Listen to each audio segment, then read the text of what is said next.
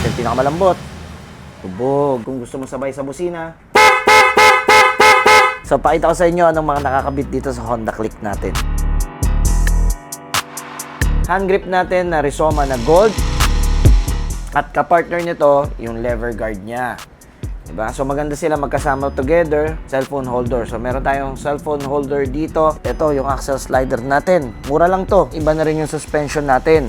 So, ito yung Motaro suspension natin na fully adjustable.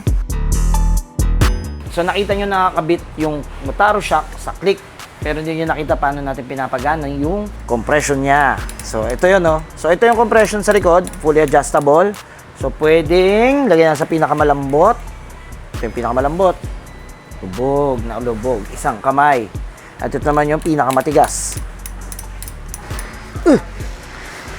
So, kung may back ride ka, huwag ka mag-alala, hindi yan sasagad. At last, sa bandang likod, kung mapapansin nyo, extended na rin yung tire hugger natin. Para mas konti yung putik na pumapasok. Dito naman sa ilalim, meron tayong tinatagong sikreto rito.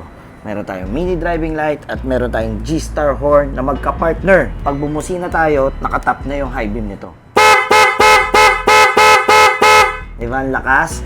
Meron din siyang low beam. Meron din siyang high beam na separate. At kung gusto mo sabay sa busina,